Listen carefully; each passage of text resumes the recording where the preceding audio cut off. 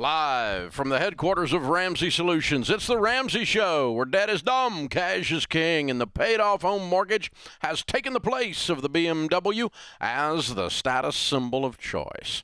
Best-selling author, Ramsey personality, and podcast host Dr. John Deloney is my co-host today as we take your questions about your relationships, your mental wellness, your job, your career, your money, your life. It all shows up right here, and we'll talk about you, baby, right in front of you.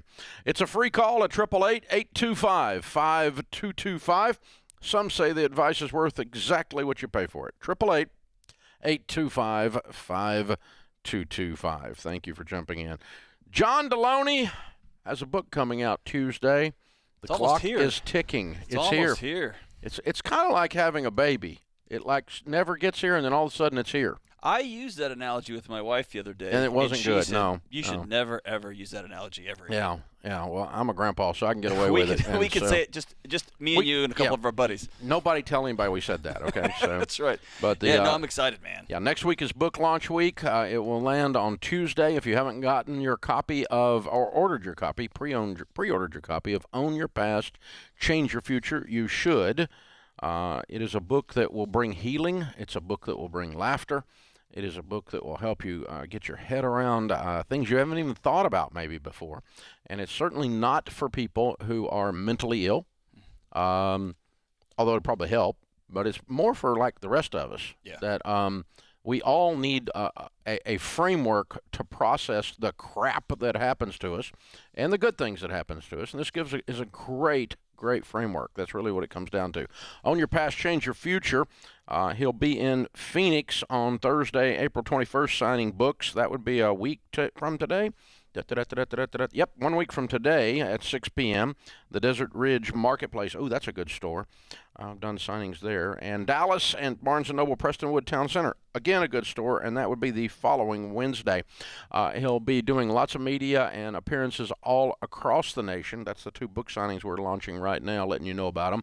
So it is book launch week next week, and if you want the best deal on the book, you get it before Tuesday because you get one month of weekly therapy sessions with our friends at BetterHelp, and you get the audiobook and the ebook, all for the $20 of buying the book, which is an unbelievable deal.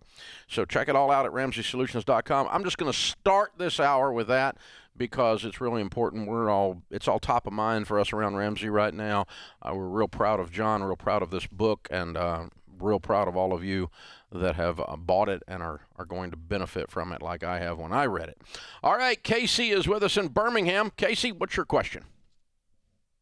Hey, I just have a whole life policy that I've had for about 6 years, I'm and sorry. I know I'm not supposed to. I know.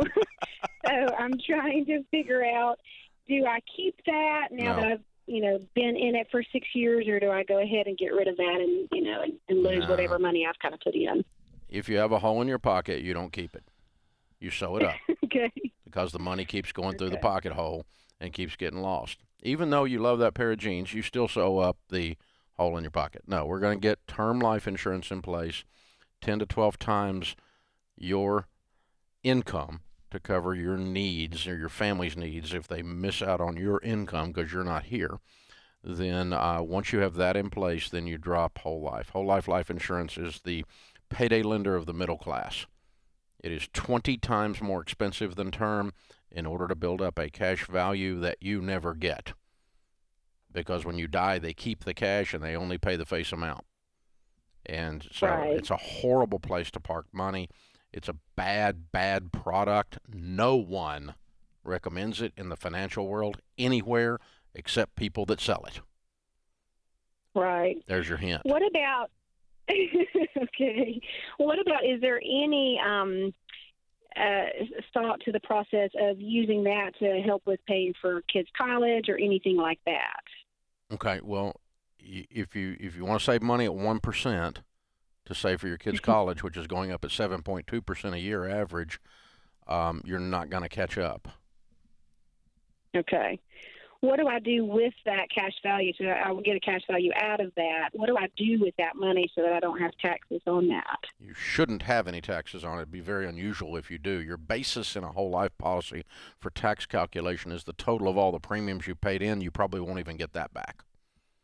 And if you get any more than that back, it's very unusual for you to. But if you get any more than in 6 years, I can almost guarantee you won't get that back. But you might. If you get a little bit more back, it's going to be taxed at ordinary income. It's not an investment. It's a bad product, so you're going to be taxed at ordinary income on the gain if there is any. But very doubtful you'll have that. I'd say 98% of the time you don't. So anyway, what do you do with it? Anytime you have found money, you put it on the baby steps.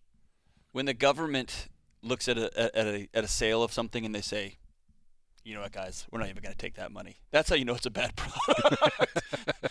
When the IRS is like, you know what, y'all made a pretty poor decision. I'm going to let you keep this money. Even we feel bad for you that you have a whole life policy. Summer's with us. Summer's in Houston, Texas. Hi, Summer. Hi, it's an honor to speak with y'all. You too. What's up? So my question is, I'm currently 21, but I'm already on baby step 4, about to graduate. And I guess my question is, how should my next financial steps change since I'm not planning on having kids yet or buying a house? Wow. What are you graduating in? I'll be an accountant, a CPA. Good for you. Wow. And you're graduating with no debt? Correct. We paid cash, both my parents and I. Okay. So you've been working and getting scholarships, and they had some money to chip in? Yes. Wow. Way to go, man. That's amazing. You're a stud. So when you say you're worried about making mistakes, what are you worried about falling into? I feel like I'm already ahead of where I need to be in life financially. Like I have, extra money that I don't know what to do with. And I feel like it should be invested, but I should give some of it. And I've been doing both, but I still feel like there's more I could be doing or extra money that I'm just kind of sitting on. Yeah. Well, I would be putting 15% away once you graduate into retirement as a baby step 4, like you said you were. And above that, I might start doing some long-term investing, maybe like an S&P fund, S&P 500 fund, to park some money for a house later. You're not in a hurry to buy a house today. You're not, worried about kids today. So we're just living and we got a big pile of money. So let's just pile it over there in that S&P 500, and you can do anything you want to do with it later. But it'd make put you in a wonderful position, maybe even to pay cash for a house, because you're way ahead of normal, but you're right really where you should be.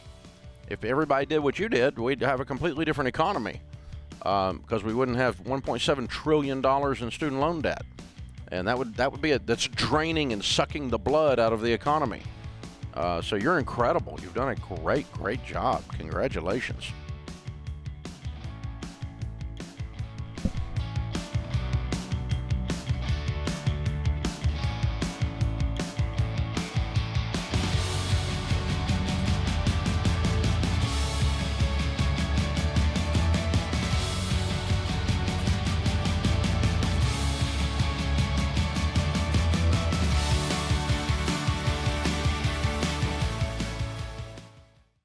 Chaos. That's what it can feel like when your business is growing so fast you've outgrown your financial and accounting software. The faster you grow, the more likely you are to lose control of the numbers. And here's the reality. If you don't know your numbers, you don't know your business. That's why we use NetSuite by Oracle, the #1 cloud financial system. Over 28,000 companies use NetSuite by Oracle, including Ramsey Solutions, because NetSuite gives us a single view of everything we need to make daily decisions. Whether you're making a few million to hundreds of millions a year, NetSuite gives you the visibility and control of the things you need to grow, like your financials, inventory, HR, planning, budgeting, and more, all in one dashboard. Go to netsuite.com/Ramsey right now to get their free white paper. Jumpstart your CFO career.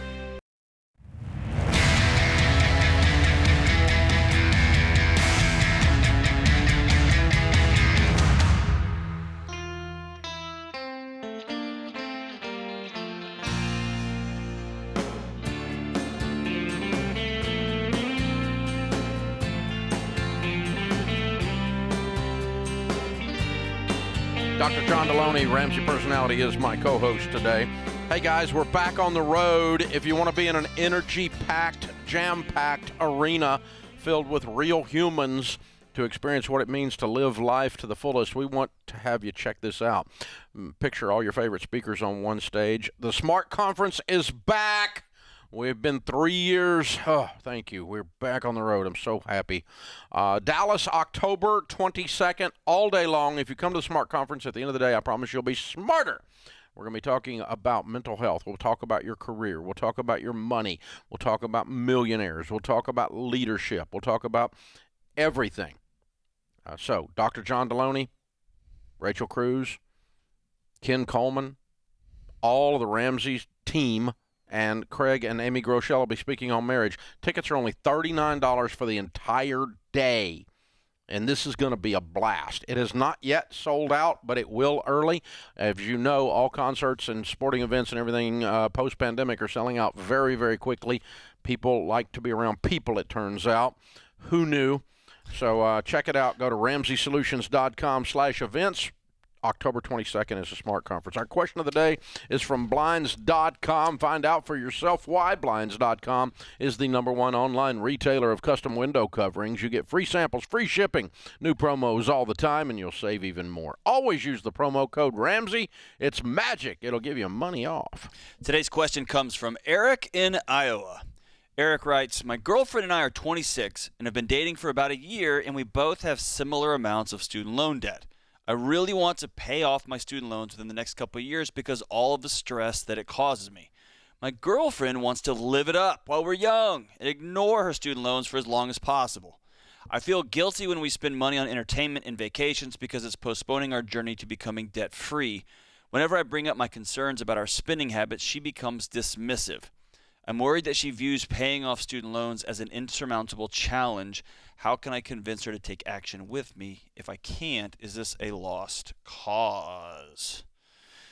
Dave, this doesn't sound like it's about debt. This sounds like about somebody who loves somebody, and he keeps trying to say, hey, this is an important value for me in the continuation of our relationship. And the person he loves is saying, it's not for me, and we're going to move on.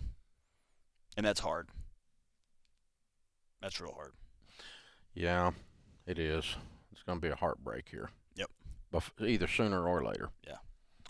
Or she's going to suddenly grow up, one of the two, because she's being a child. So, Eric, here's the problem.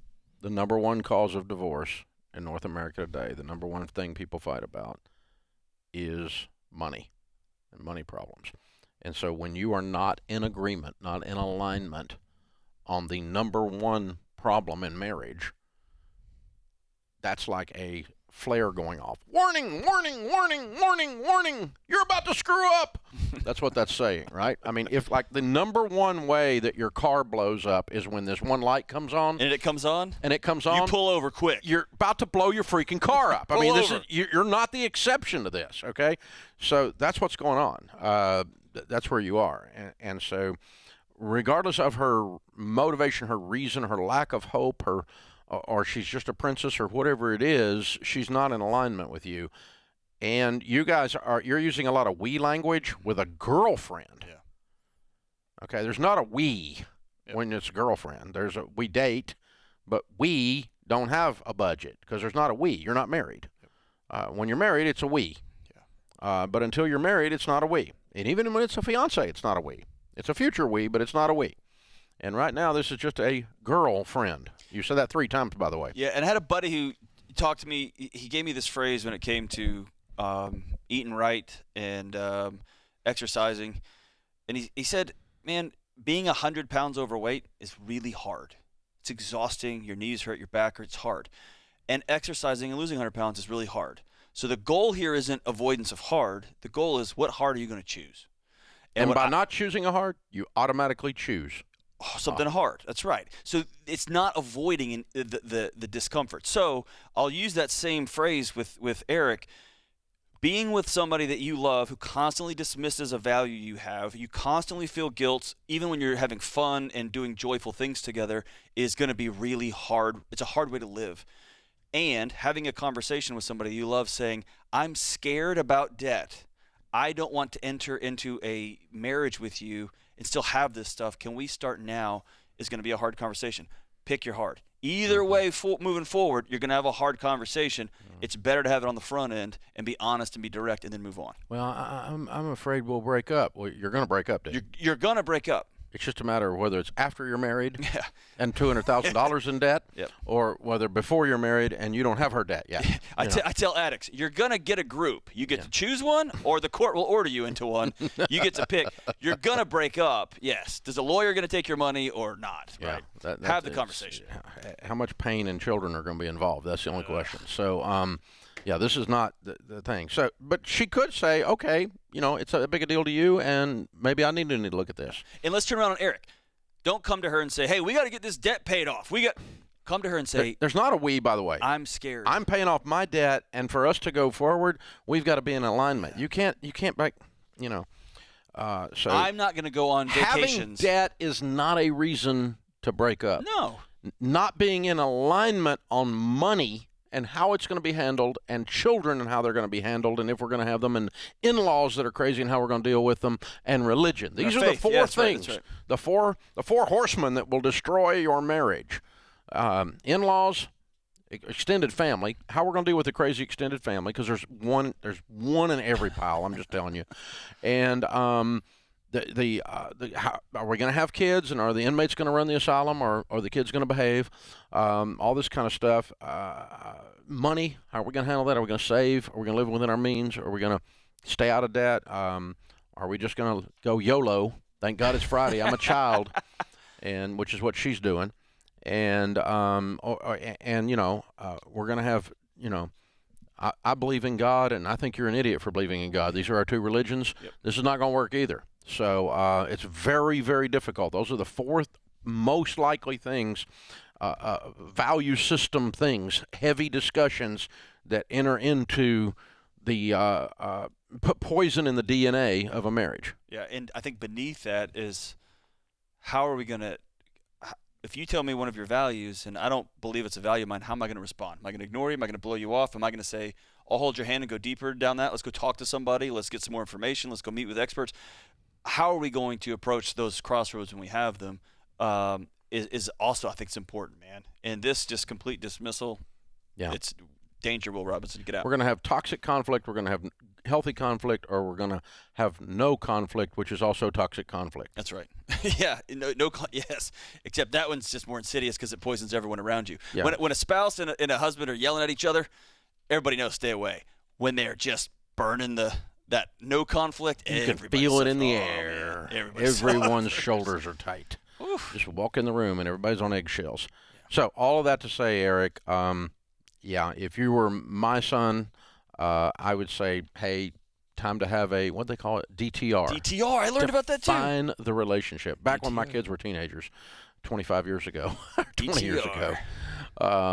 It's time to define the relationship. And are we just dating? In which case you get to do whatever stupid butt stuff you want to do with your personal life. We're just dating.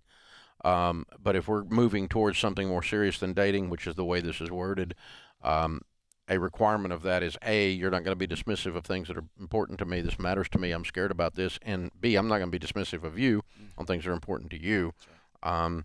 And C, we've got to be in alignment on the big things. Yep. I love the little things we can work around, but the big things, can't work around those. Can't work around those. Luckily, they got me and you, and we're perfect husbands. And our advice is always right. 100%. Eric, it was free. These are two guys who've tripped and fallen a few times. Yeah. We've got the scars and bruises to prove it. I've answered this question about somebody who's been married 10 years, and I've answered this question from before they ever get married. Oh, it's a lot easier before you get married. Whew. This is The Ramsey Show.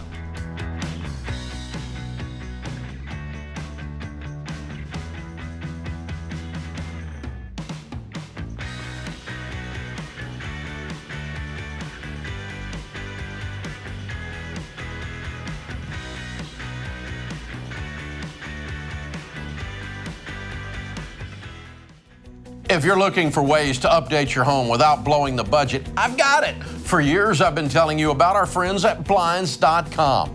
Blinds.com makes it simple to shop top quality blinds, shades, and interior shutters from home with easy online ordering and free shipping. With Blinds.com, there's no need to renovate your entire home. Just change out what's on your windows with upscale choices like faux wood blinds, cellular and roller shades, or even outdoor shades. Plus, Blinds.com guarantees the perfect fit, whether you do it yourself or you have them measure and install everything for you. Shop their latest looks and see how much you can save at Blinds.com today. The easy and affordable way to make your home more beautiful is Blinds.com.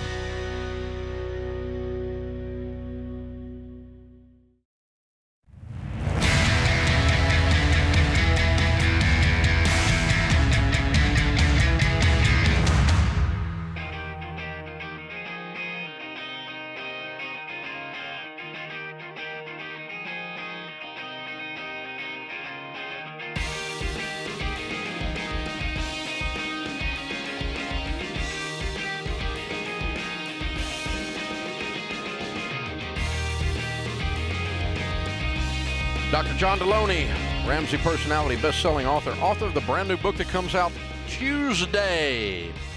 Own Your Past, Change Your Future, a not-so-complicated approach to relationships, mental health, and wellness. You can pre-order your copy along with a whole bunch of goodies if you pre-order it before Tuesday at RamseySolutions.com.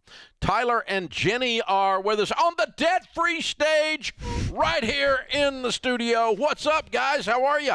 We are Good. excellent. Cool. So where do you guys live? Greencastle, Pennsylvania. Okay. What's that near? It's about 12 hours in a van with 3 kids from here.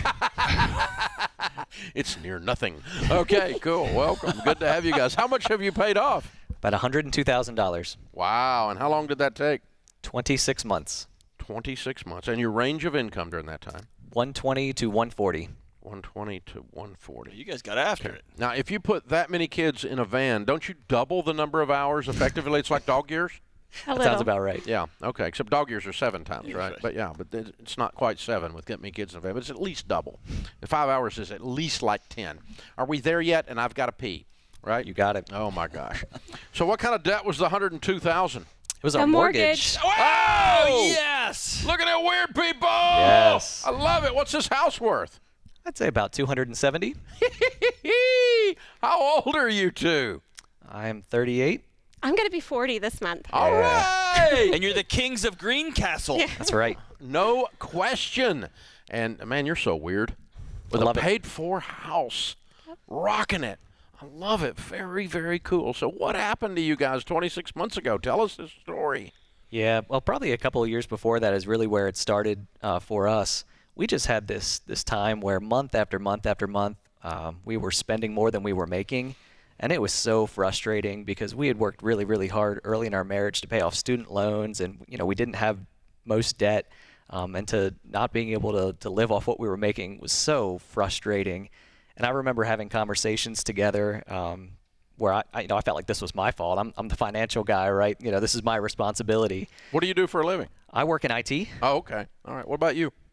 I was a stay-at-home mom for several years, and when we decided that this was going to be it, I went back to work. I groomed dogs, and I taught art lessons at a local ceramics studio. Wow. Good for you. Okay. Yeah.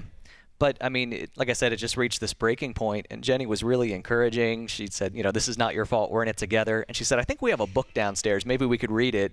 And I knew exactly which book she was talking about. The problem was I had taken it and given it away 10 years ago because I definitely did not need to read anything that you guys, had to say. Sure. So, hindsight. So, but we remembered the name and we started looking it up. This is how I sell 2 books to everyone. Exactly. Okay. Yep. Actually, he went downstairs and grabbed Harry Potter 1, and he's like, are we going to read this? And she was like, that's not the book. Yeah, but we found your content and we started really absorbing it and just crushing it, and that's when we came up with really our first budget in our entire marriage, and we learned how to track it. I mean, Wow. that was key for us. I mean, and again, hindsight, that's so obvious, measure what you want to get results in. So we came up with a budget, and things were going really, really well for us.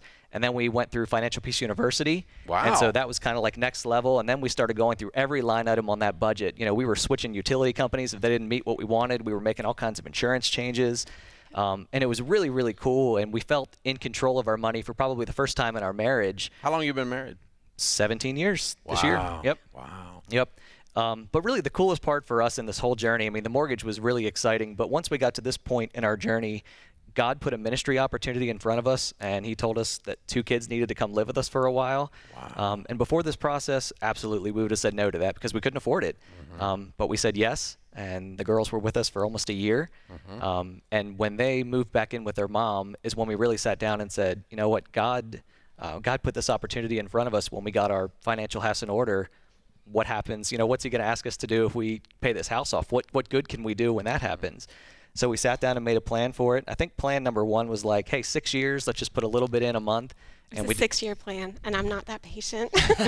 So we worked it for a year, and then Jenny said, yes, she's not very patient, and I love her very much. But she said, yeah, what does it take to get through this in a year? And so we did the math, and that's when she started working 2 or 3 jobs at the same time, and we just really got after it.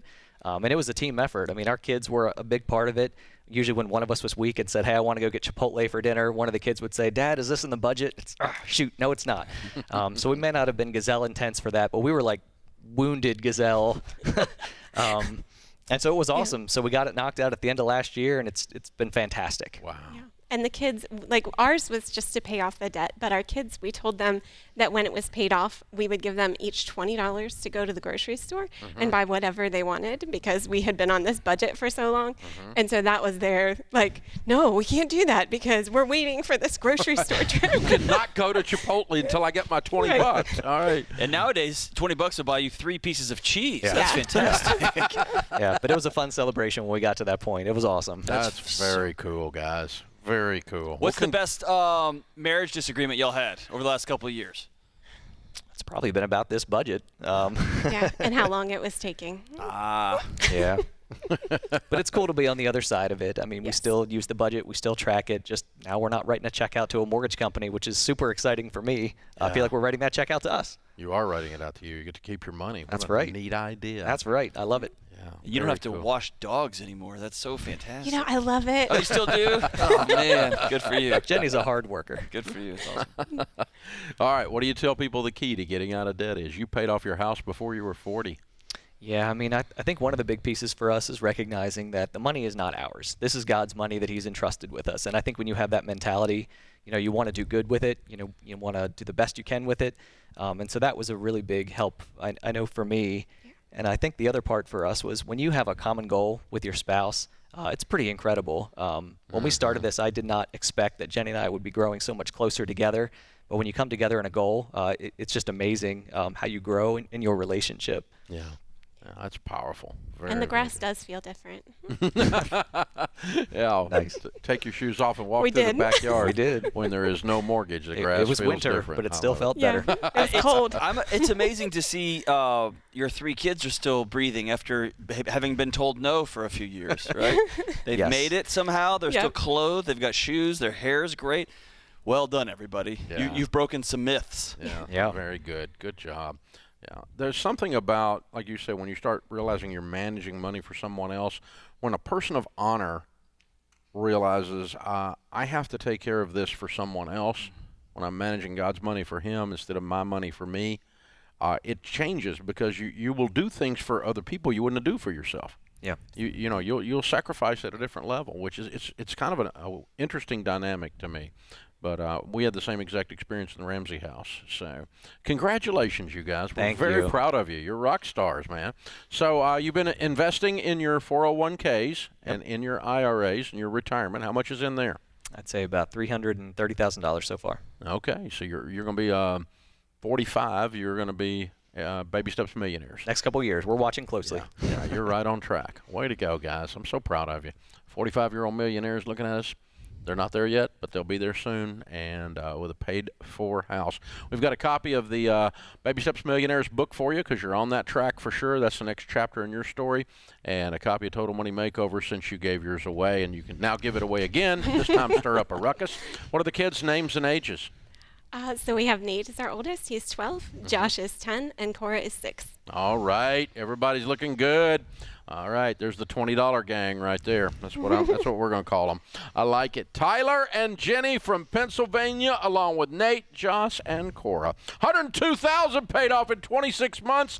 House and everything. We're looking at weird people. Count it down. Let's hear a debt-free scream. 3, 2, 1. We're debt-free! Yes. So great. Awesome. I love it. About as good as it gets right there, gentlemen. Ladies, that's how it works. This is The Ramsey Show.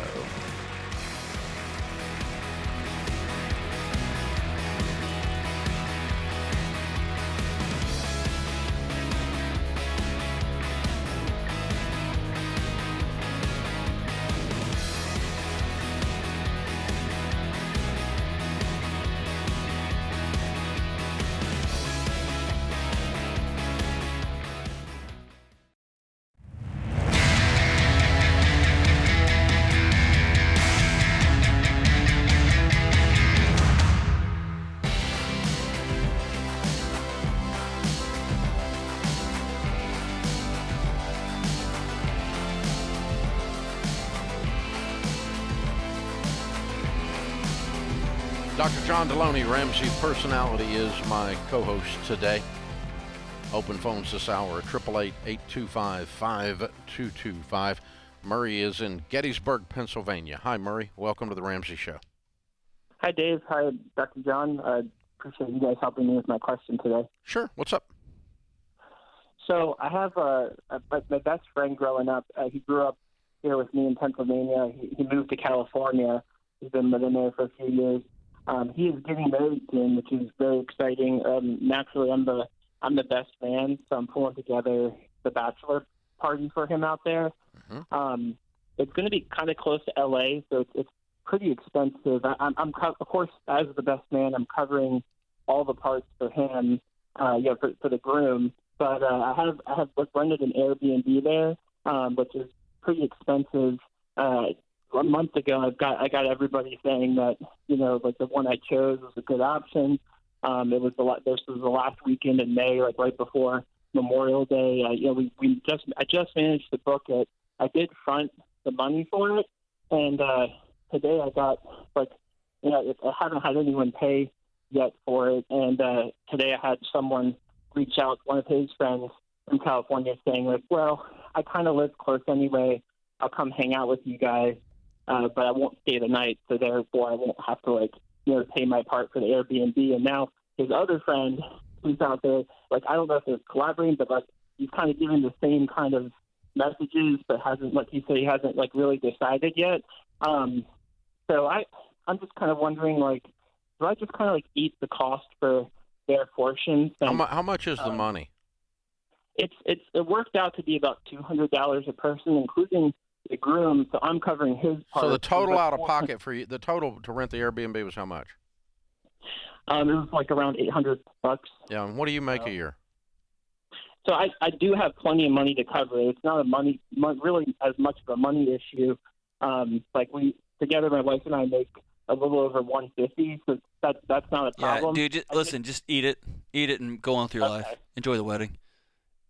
I don't know how people are comfortable with not with owing people stuff. I don't know. I think I just need to get over it and just realize they're his friends or cancel it, man. Or tell them they can't come if they don't pay. I mean, you're running the show here.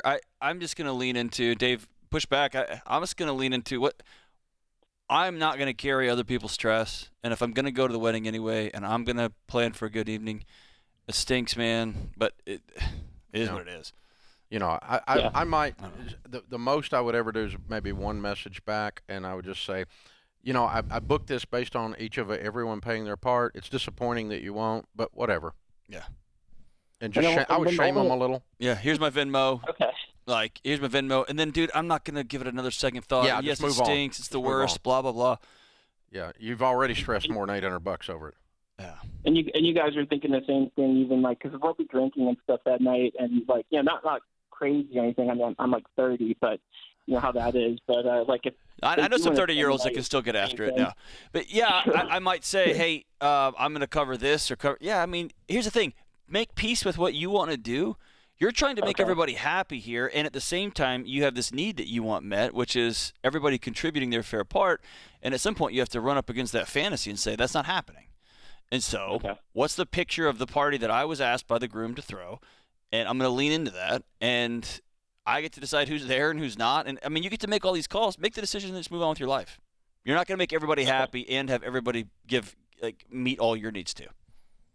Yeah, I think between her and I, we were disappointed about everything, but we were kind of leaning towards just like whatever happens.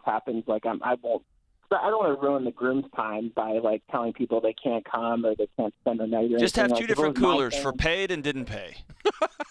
One of them's going to be full of Capri Suns, and one of them's going to be full of really nice drinks. Okay. That's what I would do. And there's going to be 4 hot dogs, and then there's going to be catered food for those who paid. And Filet mignon. That's hot right. dogs. And hot dogs, right. I mean, you can have some fun with it, man.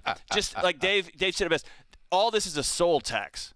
That $800, you've put in more than $800 worth of worry when it comes to the balance on your net worth. Let it ride, man. Yeah, I probably, if it was my buddies or these aren't actually your buddies, they're friends of the groom that are being Correct. twerps. They're not your friends. I'd probably just send them a note and say, hey, I booked this on the idea that everybody was going to pay their fair share. If you don't want to, I'm more concerned about the groom's happiness than I am mine or yours. If you don't want to pay your part, that's okay. But I did book it based on your word that you were coming. Yeah. And just leave it at that and, just call their honor out and shame them a little. I would. And feel free to bring your own drinks. and then drop it. Yeah. And then drop it. And, by the way, it's going to be BYOB for you. And so, Exactly. there you go. No, I'm kidding. I'm done. But you got to, the thing is, you're a person of that values honor. And it's a big deal. These kinds of details are a big deal to you in your personality style and the way you're wired and your upbringing. That's not true for everyone. And when you run into people that it's not, you've got to learn to let them loose because you're not going to change them. Yeah. And you're either going to stir this up and make it a big deal, or you're just going to let it go and it's not a big deal. Or the third option is you can just choose to seethe, and you're choosing misery when you do that. Yeah. And that's just a silly way to choose. Yeah. Frank's in Akron, Ohio. Hey, Frank, welcome to the Ramsey Show. Hey, Dave. Thanks for taking my call. Sure. How can we help? So I'm a big fan. I read the book, Total Money Makeover. I'm going to read Baby Steps eventually, but I have a question today because I have student loans, and I pulled out a mortgage in 2020, and the student loans keep on getting deferred, and they were supposed to be due May 1st, and then they got deferred till September 30th, and I really don't know what Congress wants to do with these loans, and I don't really bank on the federal government, but I'm almost thinking that this might be one of their things, forgive one day just to get more votes. So I don't know if I should be paying those right now because there's zero interest, or maybe investing instead. That was kind of my Well, question. Here's the thing. I've been doing this a long time, and the number of times I have met someone who was had their life financially changed positively by the people in Washington, D.C. is zero. Mm-hmm. Okay? So if you're waiting on your life to be good because of something that they do with the Island of Misfit Toys up there, your life's always going to suck. Because you're always waiting. You're always waiting on them to grow a brain, and they don't have them. They don't have a single brain between all of them put together up there. So it's not going to happen. Listen, the Democrats ran on the idea that they were going to forgive student loans. They're in control of the House, the Senate, and the White House, and they've not presented a single bill for student loan forgiveness. Don't you call BS at this point? I am. And so, no, they're not going to pay them off. They're not going to forgive them, not anytime soon anyway. And you need to get this stuff out of your life as soon as you possibly can. The tragedy is that all these interest payments have been delayed and then delayed and then delayed, and yet 6 out of 10 student loans have not made any payments during this time. Instead of taking advantage of the lack of interest and crushed it, they're sitting back and waiting on AOC to fix their life. And, honey, she ain't going to do it. So no, you need to get this paid off as fast as you can. Anything to add to that? I've got an unpopular take on this, and it's this. I signed up. My wife and I had to pay off 6 figures of student loan debt. We signed up for a million different loans. But at the end of the day, I looked at somebody and looked them in the eye and shook their hand and said, if you will help me get through school, I'll pay you back. And so I always felt a moral obligation. Now, I know there's people who are tricked. I know there's people who are asked to sign stuff that they don't fully understand. Absolutely, I'm all about taking care of them. But for most of us, we signed our name on the piece of paper. We just didn't do the math. We didn't fully have a picture of what we were going to be asked to do over the next 20 or 30 years. And so I say, don't wait on the government. Do the right thing. You sign your name, pay the stupid things off, and let's get on about your life. Yeah. Use all these interest rate breaks. Just burn through the principal. Some way to burn it up and get rid of it. Yeah. Instead of standing back and waiting on someone in the White House to fix your life, never do that on any subject. This is The Ramsey Show.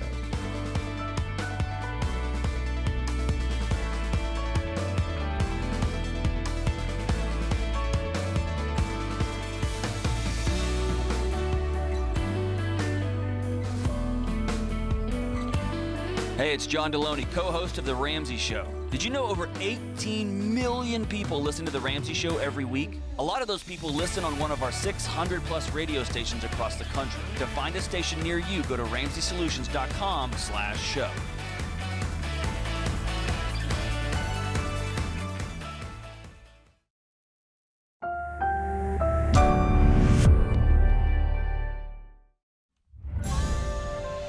This is The Ramsey Show. You can be intentional about your character. You can have money and a career. You are the hero in your story. Live from the headquarters of Ramsey Solutions, it's The Ramsey Show, where debt is dumb, cash is king, and the paid-off home mortgage has taken the place of the BMW as the status symbol of choice. Dr. John Deloney, Ramsey personality, best-selling author, and host of the Dr. John Deloney Show, is my co-host today. We'll be answering your questions about your money, about your relationships, about your job, about your mental wellness, about boundaries, about your career, about your life. It all comes up right here on The Ramsey Show. The phone number is 888-825-5225. That's 888-825-5225. Matt is in San Bernardino, California. Hi, Matt. How are you?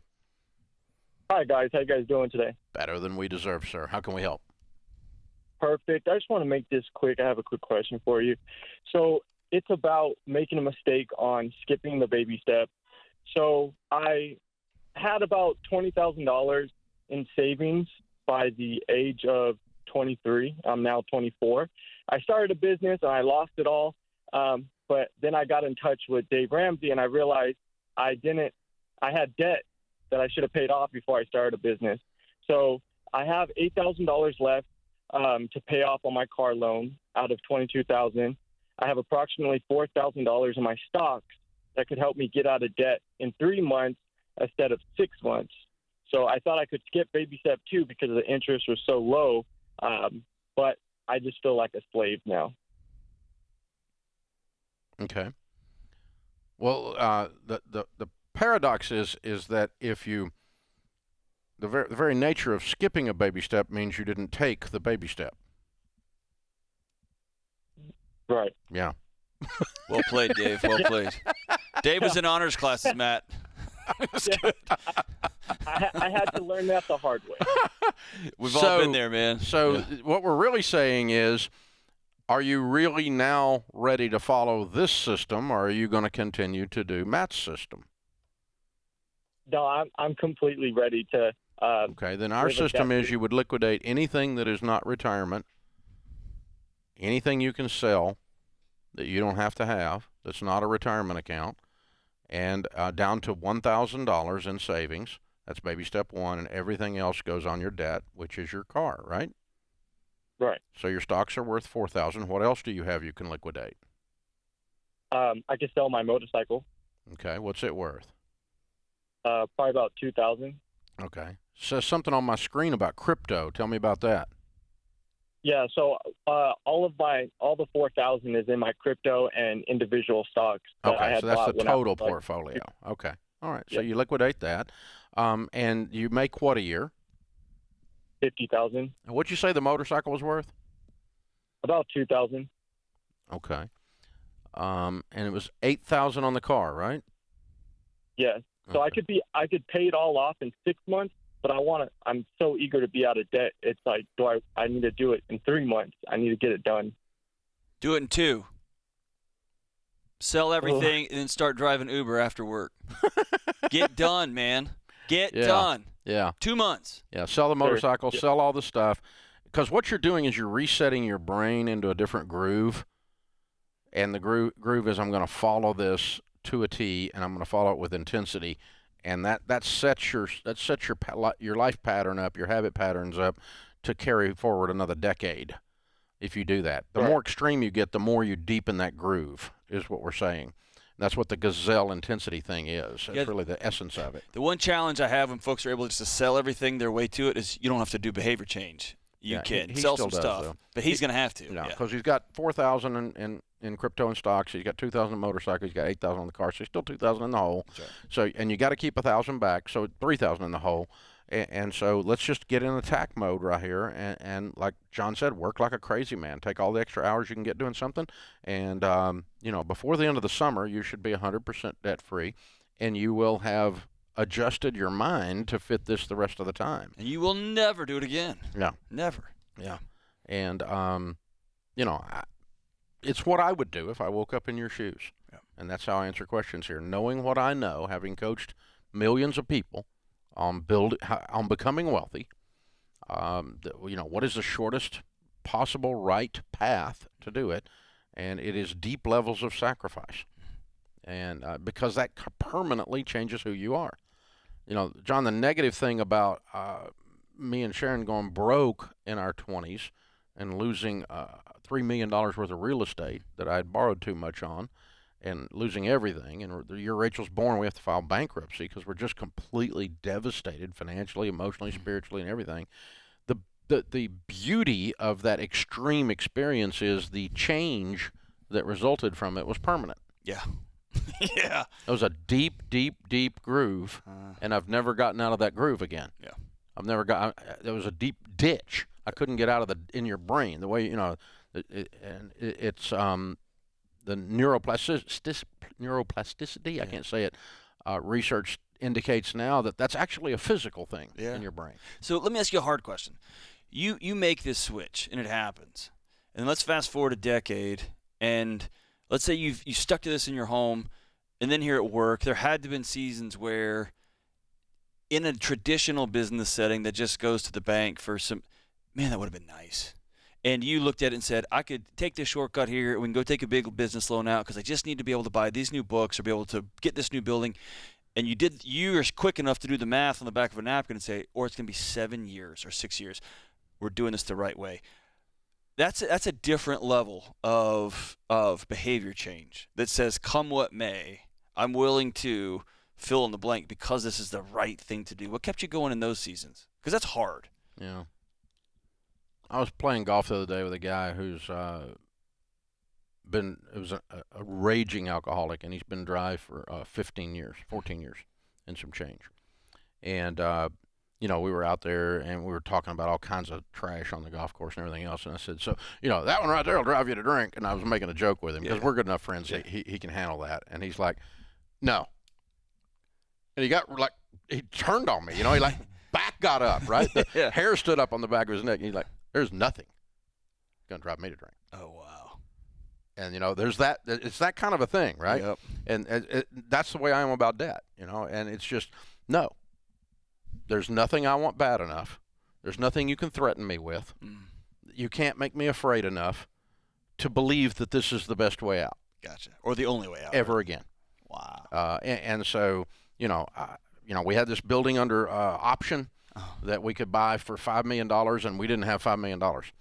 And while I had it, as a 5-year lease with an option, while I had it under option, the value went from $5 million to $12 million. So not closing on this is walking away from a $7 million gain. Right. Right. which is blowing my mind. Right. I'm getting nickels out of the corner of the couch trying to get the money together to close on this thing. We closed on it with 1 month to go. But Sharon and I talked about it several times. If God wants us to have this building, we'll find the money. He'll show us how to find the money. If he didn't want us to have this building, we won't have the money, and we're not closing on it, no matter what it looks like, no matter what the gain is. Never. You ain't got anything I want bad enough. And that was about the biggest temptation I can remember because the gain was so large. Yeah. Yeah. Wow. No, never again. Never again. This is the Ramsey Show.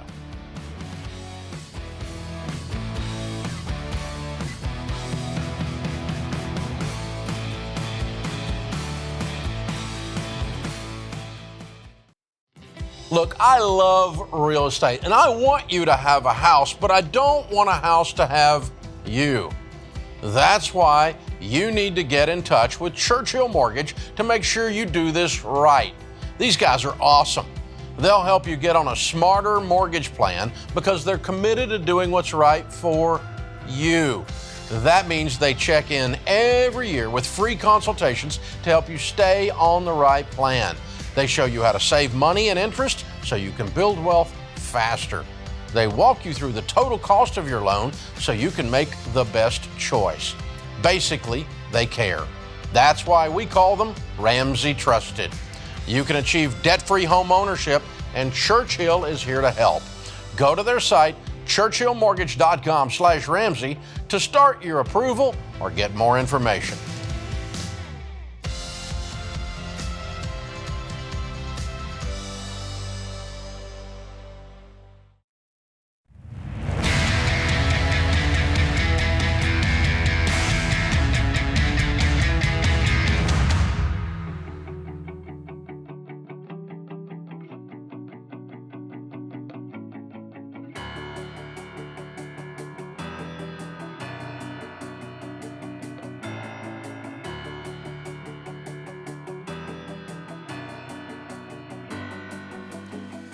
In the lobby of Ramsey Solutions on the debt-free stage, Dan and Marie are with us. Hey, guys, how are you? Great. How are you doing? Awesome. Honored to have you guys. Where do you live? Phoenix, Arizona. Cool. Welcome to Nashville. How much debt have you paid off? $1,275,384. Okay, That's a heck of a phone bill, you two. Yes, $1,275,000. Yes. Yep. Whew. All right, and but I'm trying to get my speech back here. And how long did this take? Took 4 years and 9 months. 4 years and 9 months. And your range of income during this time? Started at $62,000 and ended at $300,000. Cool. What do y'all do for a living? So we actually have a store called The Yard in Phoenix, Arizona. We're a stone supplier for kitchen and countertops as well as bathrooms. So. Yeah, okay. Very cool. Good. And so there's got to be a story here, obviously. Indeed. Oh, my goodness gracious. What happened and what in the world kind of debt was this? Well, we're serial entrepreneurs. Dan's owned many businesses since he was 14, and we've owned the Yard for 12 years. But in the middle of that, we decided to go open another business. That business took us on a roller coaster ride. It failed miserably. And in 2016, we sold that business, we closed that business. And our other business was hanging on by a thread, never was profitable to that point. And we had $50,000 in personal credit cards, $55,000 in vehicles, $80,000 in personal loans, $930,000 in business debt, and $155,000 was our home. Wow. So how do you turn this around in 4 years, these kinds of numbers? Well, Good question. Hey, before you answer that, it's important if you're just listening to this.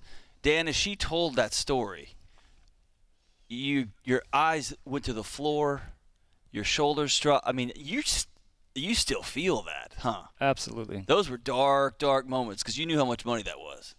Absolutely. So what inspired the change and what did you do? so when we closed the other business, it was really hard. We were emotionally, physically exhausted. Our children were young.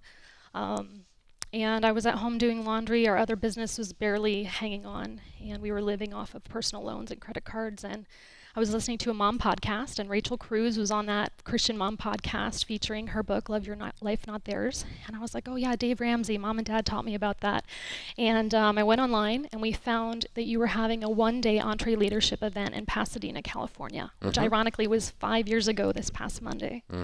And we attended that event, and it was like drinking from a fire hose. We realized that we were terrible business owners. We were not strong leaders. We didn't know our numbers. We had donkeys working for us, and we felt like you gave us all these tools in one day, and we were like, oh my goodness, we have to go home and change everything. And it took 6 hours to drive home, and we just talked nonstop, like, oh my goodness, we have to like restart everything. You know, we had been business owners for a long time, but it was like we had all these tools now. So that's where we started. That event gave us the hope to say, okay, we can do this. This isn't going to be a lifelong curse for us. That's amazing. That's wow. So you just put on the hustle and the grind. Yeah, and plowed through it. We went home and we got rid of everybody, or they self-selected. We started over. We started to learn what the problems were, and it took several months. And then it was like God just turned on the faucet, and He just blessed our business immensely, and we started living how His Word told us all along that we didn't pay attention to, and everything changed. Absolutely everything changed. Powerful. Wow. Just in time for the whole world to get stuck at home and decide they want to start a remodel project. You got it. What a couple of years, right? But, hey, you couldn't have done that if you hadn't gone through the darkness of the previous few years, right? Indeed. Indeed. Yeah. It's been a long journey, that's for sure. Yeah. And yet 2020 was probably a banner year, income-wise. It was. Yep. Yeah. It's like you're in the plexiglass business or something. Oh, my God. That's right. Yeah. Everybody loves their countertops. Man. Yeah, I mean, anything home improvement went bonkers Yep. that year. So, yeah, you couldn't find anything because it was just everybody sitting at home and go, I never noticed that before, but I got to fix that, you know, and it just, the home improvement stuff went nuts. Yeah. So you're staring at $1.2 million. Yeah. How do you head into that darkness? Well, like Marie said, I mean, for me it was at that one-day event, it was just a mountain that was in front of us, and we had a small shovel. And it was like day by day, it was like, here we go, another shovel. And I'll never forget, you know, Dave, you kind of closed off with that Winston Churchill speech, never give up. And there were so many times I wanted to give up. There were so many times where I had doubt. There were many times that were fearful. But through many friends and our family supported us through this. I'm just humbled by God's goodness and His blessing. Amen. Amen. That's powerful. That is so powerful. Usually when folks go through, climb a mountain this large, there's periodic, maybe 2 times, maybe once during that time where it clicked and you went, wait a minute, this is going to freaking work. Do you remember when that was? Well, there was many times when I remember it not working. The first year we paid off, I think, $32,000, which was really hard to do. And I'm like, oh my goodness, if we continue at this rate, it's going to take us 42 years to pay this off. It feels like it's going to be forever. Yeah. And then I think that we came to Summit when it was held here at headquarters. And we went home. We're like, oh man, how much more do we have? And we did the numbers, and we're like, oh man, that was 20. Still a lot. Yeah. Just the other day. Yeah. Okay. And I don't know. Then it just, the snowball just gained momentum, and we were managing our business much better, which then gave us more, margin. Liquid to be able to pay off the debt. And I remember paying off our house and being like, this doesn't feel real. This doesn't feel real, But that big honking $900,000 business loan, man, that was the beastie. Indeed. And now you don't owe anybody anything. No. How does it feel when that check deposits and it's all yours? It's incredible. Incredible. Now, if you're listening, Dan's Everything changed now. Look at it, man. You're standing tall. Your hands are behind your back now in a bring it on posture. You're smiling. Look at that, man. It's amazing. Yeah. Gosh. And even just the opportunity to bless our team. You know, we have a team of, 24 people that work for us. And so being able to pay them what they're worth, bless them in amazing ways. We weren't able to do that before. Yeah. And you got ones now that you want to bless. Indeed. Yeah, that's a big deal. Yeah, it's powerful. I'm so proud of you guys. You're an amazing story. Wow. Thank you. Very, very, very well done. Well, we've got a copy of Baby Steps Millionaires for you. That's the next chapter in your story if you're not already past it. And obviously a copy of the Total Money Makeover, too. You brought the kiddos with you. What are their names and ages? We've got Jacob. He's 16. Julia, she's 14. Ava, she's 12. And Autumn, she's 8. All right. Very good. Well done, you guys. Beautiful family. Thank you. Well done. Well done. Man, that's amazing. Well, that's the most debt-free scream that we've had this year. Wow. So we're at $19 million in debt-free screams for the calendar year so far. And you just added another $1,275,000 to it. Rowdy. I love it. I love it. I love it. All right, Dan and Marie, Jacob, Julia, Ava, and Autumn. Count it down. 1.275 paid off in 4 years and 9 months. Let's hear the debt-free scream. 3, 2, 1. We're debt-free! Yes, yes, yes. Yeah! Oh, my goodness. This is the Ramsey Show.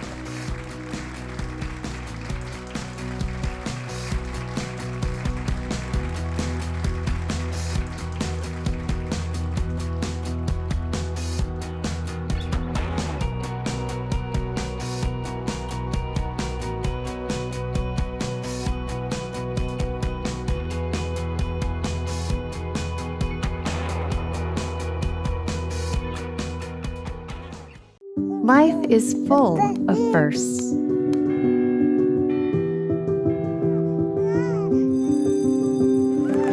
As the first and longest-serving Christian health cost-sharing ministry, CHM has shared medical expenses for its members since 1981. We believe you should have the freedom to focus on your health while being supported by a community of believers, giving you the opportunity to create many more firsts.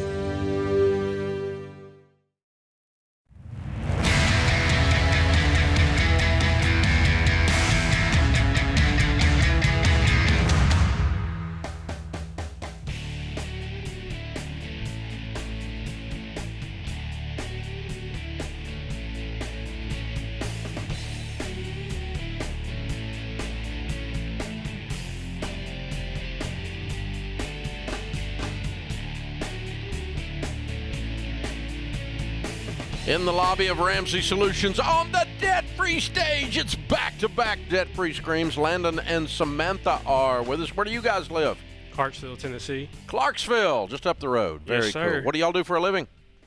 I'm a dental hygienist. Mm-hmm. And I own my own business. Cool. Doing what? Lawn care. Good weed for you. control. Excellent, excellent. What kind of debt? How much debt did you pay off? $401,000. 401. How long did this take? 3 years. Wow. 401,000? Yes, sir. In 3 years. And your range of income during that time? 54,000 to 184,000. Well, there's a nice jump. Yes, sir. You've been pulling a lot of weeds. Hopefully not. Somebody has. She's been pulling a lot of teeth, man. Well, something's going on here. All right, well done, guys. What kind of debt was the 401,000? 35 student loans, and the rest is the house. You paid off your house. yes, sir. Couple of weird people. I love it. What's this house worth? About 500,000. Wow, good for you. Well done, guys. How old are you guys? I'm 31. Mm-hmm. I'm 29. And you have a paid-for house. Did you ever think? He probably did. I did not. All right, tell us the story. How did this happen in the last 3 years? Well, we got married, and I've never been in debt besides mortgages. And I had a rental house, too, and it was 2 hours away. And I started getting nervous as far as it taken care of. And once we got married, I said, let's pay off the student loan. And then I didn't think we were going to be able to get the house paid off that quick, but God blessed us with my business. So I was not on board. Why not? Oh, my parents, and I mean, we just lived life and were able to go and do, and they didn't care whether we had paid off stuff or not. So. All right. So how did you get on board? What happened? I got stuck on I-65 for 8 hours and listened to your podcast. Snowstorm, or he just pulled over the side of the road? No, and we were going to the beach. Oh, driving to the beach. Yes. Okay. We weren't stuck, or No. you were stuck in the I car. was stuck in the car with for 8 me. hours. I got it. Okay, I'm catching on now. Oh my gosh! And at the end of that beach trip, you're like, okay, we'll do it. I know. Well, there was do no it. argument. I roll. We'll do it. Okay. So did you sell the rental? Yes, sir. What did it bring?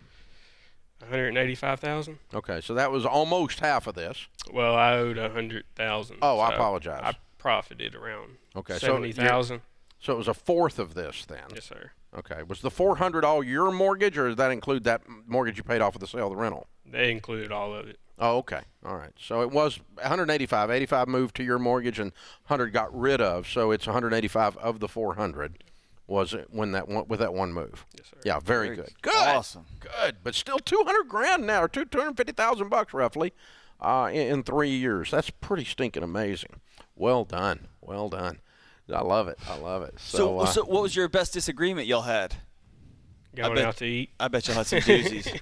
I like to go out to eat. Oh, Yeah, that's probably the worst argument. It was like, no, rice and beans, ramen. Yeah. That's what I chose. I never ate lunch in high school just to save my money. So, you've been a tightwad your whole life. Mhm. Yeah. Okay. He still has clothes from middle school. So it sounds like cosmically y'all both need each other, right? Yes, we're very opposite, but needed. I love it. And then we have a baby dude in Yep. May. Woo! All right. Yeah. 5-year-old at home. I So. love it. Oh, very good. Congratulations, you guys. Thank you. Thank you. What do you tell people the key to getting out of debt is, Samantha? Oh, don't go. Well, when people ask you to go out to eat, just don't go. Make sure you bring your lunch, or your husband will track your location. And be like, "What are you doing?" Sure looks like you're hanging out in front of a Chipotle. Probably Mexican. But How come your cell phone speaking Spanish? That's right. I mean, I don't know. What do you think, Landon? What do you think? Just getting over yourself, really. You don't deserve that new car if you can't afford it, and just don't worry about what you look like. I could care less if people think I'm broke. I know what my bank looks like, and I don't have to have so much stress, and my family's taken care of. How's it feel to be completely debt-free, Samantha? Weird. Was it worth it? Oh yeah. Definitely. Yeah. Okay. So you'd do it again? I would. I Even, was even a little with pushback. even with the restaurants, but I'd Yeah. do it again. Yeah. All right. What do you think, Landon? What's it like being in a house that you don't owe anybody anything? It's nice. Running a business, you sometimes have to do things you wouldn't do, and now I can kind of not have to have so much stress. We're taken care of no matter what. Yeah. Yeah. Beautiful, man. Yes. The interesting thing is that you don't have to take clients that give you more trouble than they're worth. Absolutely. There's a lot of those. And the net is you end up making more. Exactly. It's strange. With a little bit of that desperation gone, your business runs a little smoother. It's on a little better rhythm from strength rather than from desperation, and it just becomes more profitable. It almost always happens that way. Well done, you guys. I'm very proud of y'all. Y'all are neat. You're fun. Thank you. Thank you. Very fun. You did a great job. We've got a copy of Baby Steps Millionaires for you. I bet you're already there. Are you, Landon? Almost. I'll be there before 35. Okay. All right. He's got it figured out. He does have Got it figured dialed out. in. He's going to be a 35-year-old Baby Steps millionaire. Not if she can restaurant her way. She may be 36. Hey, we're going to eat after this. That's right. That's right. I've already picked out a Nashville restaurant. I'm just saying. Oh, I love it. Way to go, you guys. Also, a copy of Total Money Makeover for you to give away and bless somebody and stir up a ruckus in their life. And very, Very, very cool. Very well done. All right, Landon and Samantha, Clarksville, Tennessee, $401,000 paid off in 3 years. House and everything, $29 and a little bit more. I love it. I love it. I love it. $54,000 to $184,000 income. Count it down. Let's hear a debt-free scream. 3, 2, 1.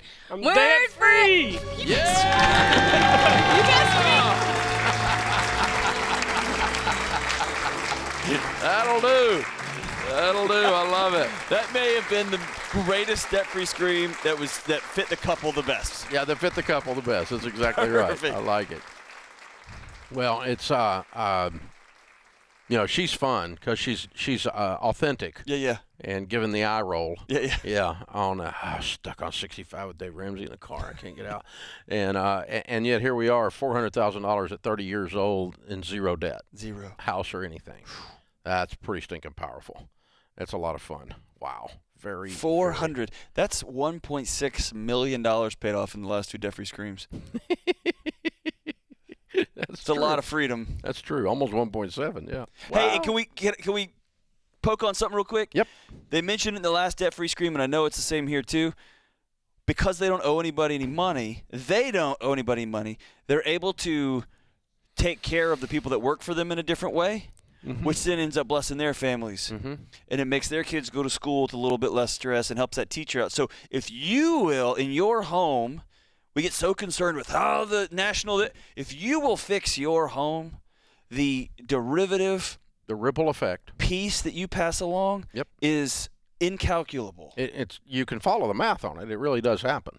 It's amazing. It's actually powerful. I mean, how do you how can I be a blessing to a teacher? Yeah. Well, send a kid that's not stressed out to school. Yeah. Why are they not stressed out? Because my household is being run on a system, and we're debt-free, and mom and dad are in agreement, and we have boundaries. We're The hitting kids achieved sleep. goals. Yeah. We're not yelling at each other. We're not yelling at the kids. Yeah. We're not out of there's mental health all over this, man. Mental wellness all over this. Oh, and by the way, the team, becomes the best place to work. Yeah. Because it is the best place to work. Hello. And people want to do business with you because you tell the truth and you show up and you do good work, and so you make more money. And because I don't have to put up with your crap if you're one of those other people. I don't have tolerance for you anymore. I keep that out of my life. You bring drama. I don't want drama and crazy. I keep drama. I lock the door that drama and crazy use. I don't want them coming in here. Take it care changes of what's the going whole on inside bit, your man. house. Yes. Changes the whole deal.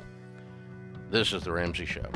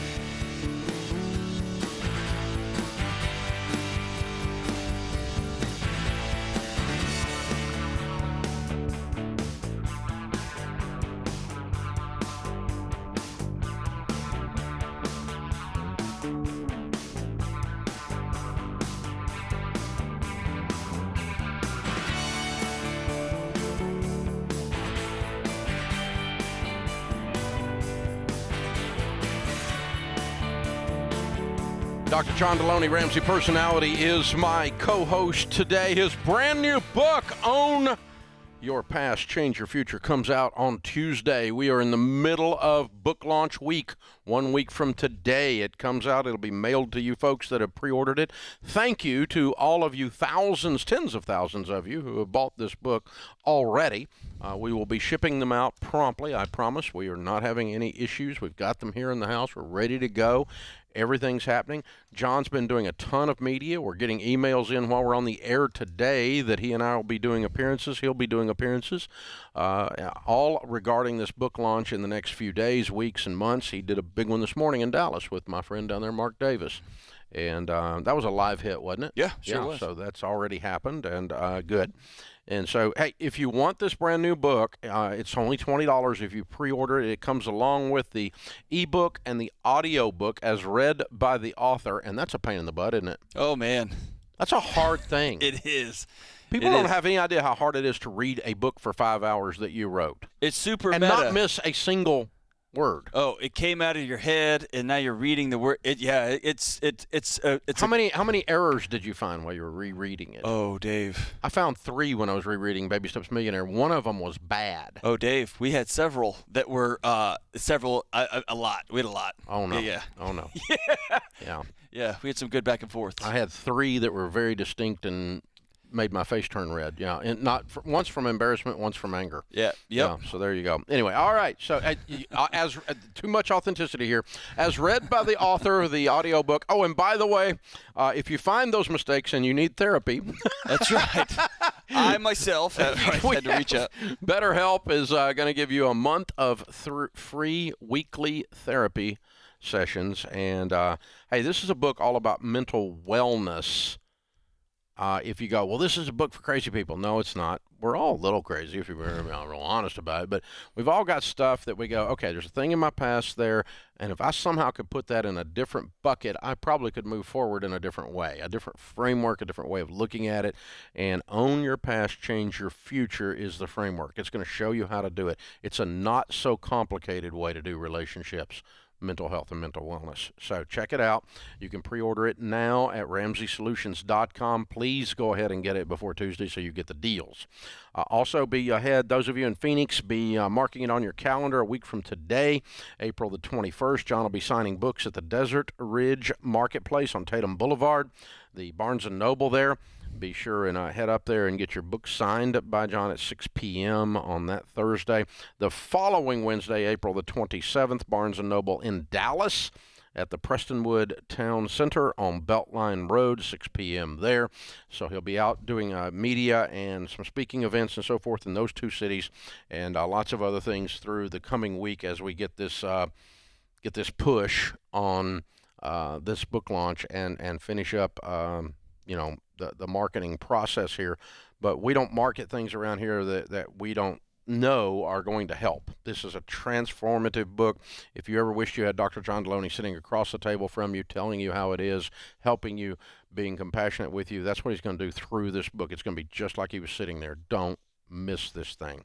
So get it at RamseySolutions.com. The coolest thing that's happened, Dave, over the last few weeks is doing media and having the media personalities or the podcaster write me personally and said, I skimmed through this for the interview. I read it after the interview, and it's become meaningful to them, and that's what they do for a living. And that's been some neat feedback. I can't wait till it gets out into the world. You know, we were actually talking about that in one of the planning meetings. I was talking to all the personalities, but you in particular, because this book was coming out. I said, if we can write something or do something on the air that the host of the thing is personally touched by or helped by or transformed by, then we know we've got something. Yeah. Right. Because, by the way, those people in front of the cameras and microphones, they're like people. They got kids, and they're trying to figure it out, too. They got dreams and broken childhoods, right. Like anybody else does. Yeah. And that's the way it is. So, open phones at 888-825-5225. Ben is in Cedar Rapids, Iowa. Hi, Ben. Welcome to the Ramsey Show.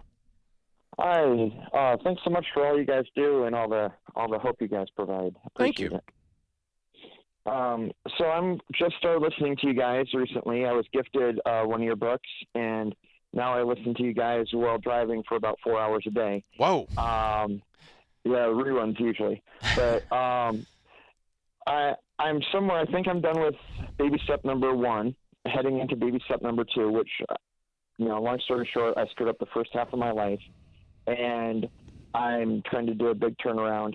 I just don't know where to put house repairs because I have several major house repairs coming up. Major. Okay, give me an example. Give me an example of a major house repair. I have a hole in my roof that's leaking water into the attic, a small hole. We get bats into our house an average of 1 to 2 times per year. Mm-hmm. And our HVAC system is about 30 years old. It still works great. Mm-hmm. But it's 30 years old, and I know I need to plan for it. What's your household income? Between me and my wife is $80,000. That's good news. Okay. And how much debt do you have not counting your home? Let's see, total debt, not including the home? Yes. So you're looking at the spreadsheet, it includes the home. 137 with the home, and the home is about 85,000. 120 with this. 50 grand and you make 80, so you're going to be debt-free in 2 years if you do what we teach. Okay? Beans and rice and beans. Don't see the inside of a restaurant unless you're working there.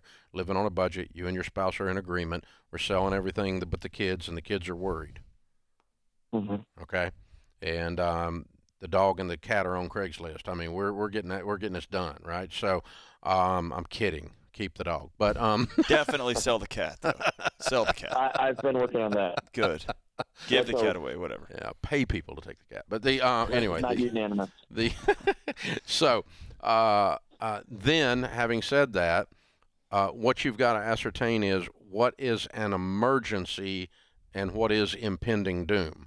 Impending doom, in your case, is the HVAC system. If we can keep that puppy patched together with duct tape for 2 years and get you out of debt, you'll be able to cash flow a good heat and air system.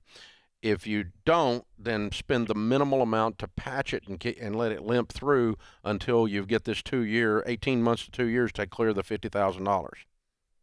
Okay. And then start talking about saving up the money to replace it.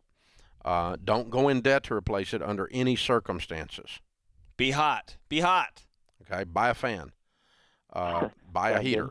Okay. Whatever you got to do to limp through. I did this. Okay. When the year we went through bankruptcy, the heating and air went out on our house, and I hired a guy for $300 instead of $4,000 to put a used compressor in, and it made it exactly 18 months. That $300 bought me 18 more months, and then I was able to be clear, and I was able to save up and put a good air conditioner, full-on, compressor and everything on the back of the house and do it right. I also, oddly enough, had a water leak in the roof the year that we went bankrupt and decided we don't borrow money anymore. The guy came out, gave us a bid for a new roof. It was $8,000. $8,000 might as well have been $8 million because we were so broke we couldn't pay attention. And so I went to the hardware store and got some of that. I got a 5-gallon bucket of that tar stuff and went up there and smeared it on the roof like white trash, and it quit leaking. Quit running. It was running through the light fixture, dripping on the kitchen table. So it's also a fire hazard because it's water running through the light fixture, right? So, but it quit leaking. It looked like crap, but it quit leaking. And again, I made it another 18 months with that ugly roof on there, and the neighbors probably would have called HOA if there was one. And but we got through it, and then we put a roof on it with cash. Now, I don't know what your version of that with the bats is, but that's the way you're going to do it. Something like that. Try to hold on, try to get through with the minimal till you can get debt free and you can pay cash to do the repairs properly. That's how you work them in. This is The Ramsey Show.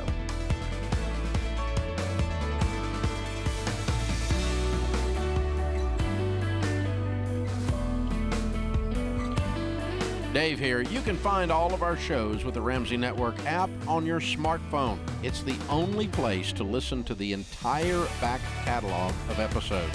Download the Ramsey Network app in your favorite app store today.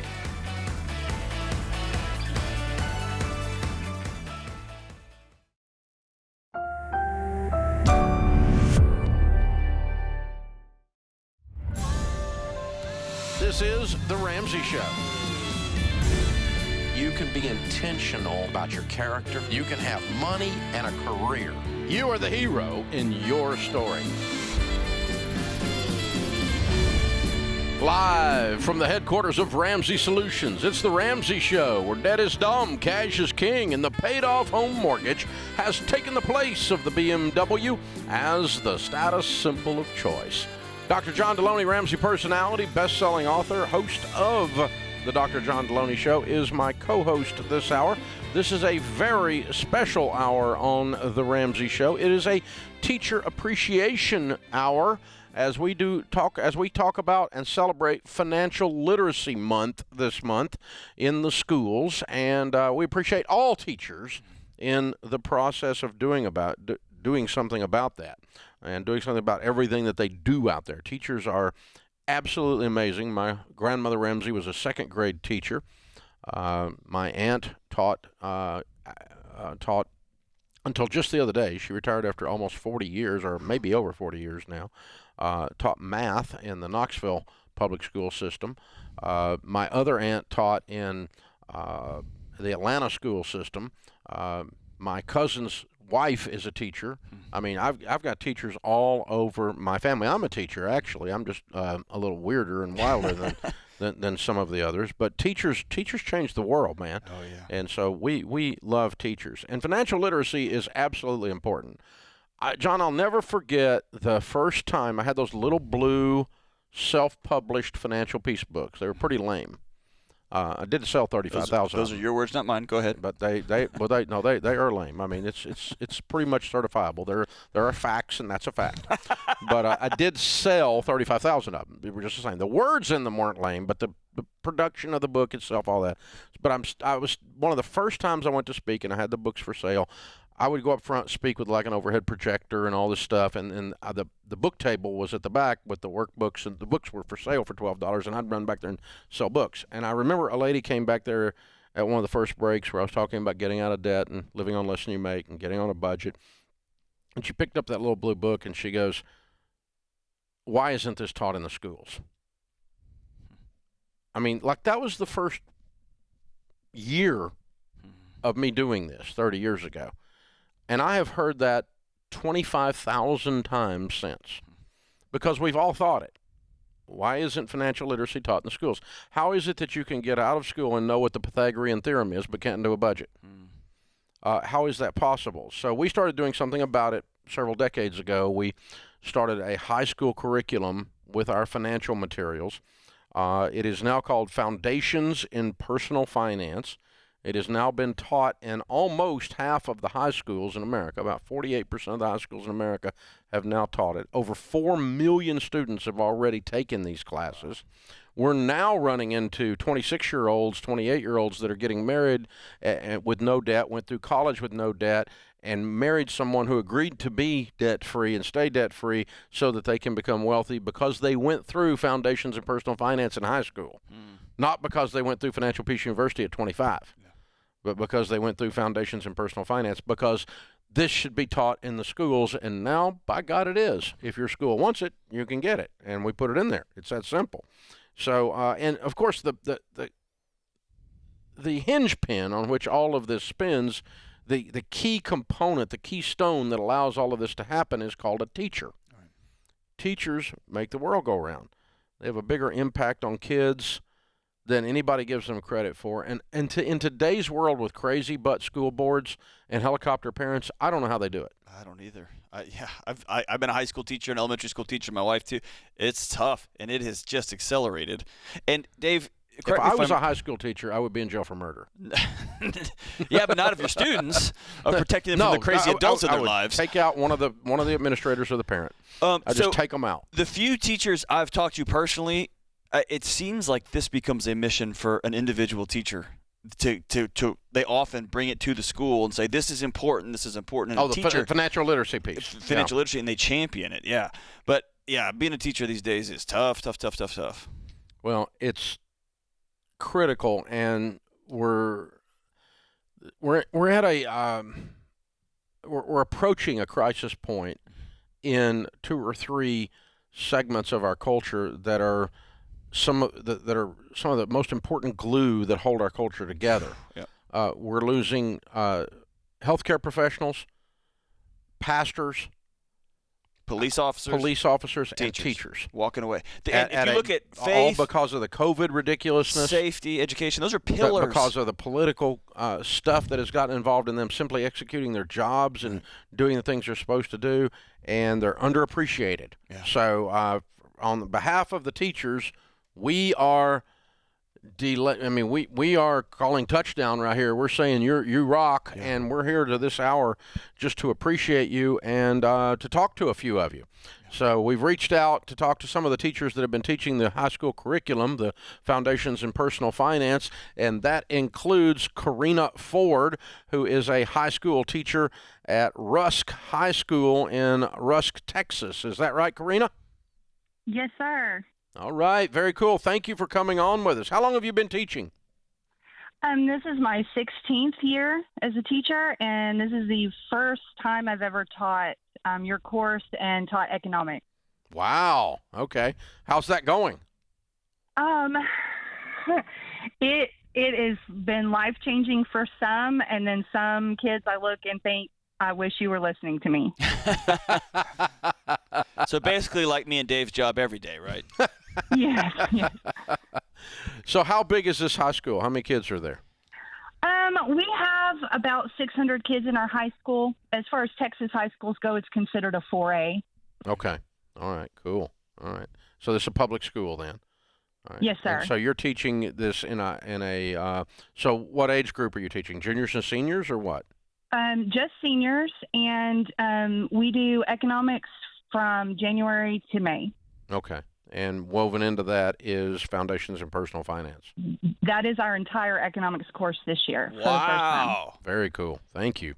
Thank you. Yes, sir. Well, we also heard that you had a question. What is it? My question is, I have students who do have money in savings accounts, but they found out that money is not really growing. It's growing at like 0.05%. So they're getting a penny every few months. Where can I tell these 18-year-olds to a better place to put their money where they see a little bit more return on it versus a penny every few months? Well, the risk that goes with it might not be worth it, but you could go with just an S&P 500 index fund, just to park some money in a mutual fund for a period of time. The risk is that it could actually go down in value, right? Okay. If the stock market goes down, it could go down. And so that's generally why I tell people not to do that in these situations. I would rather them use this money on some form of education.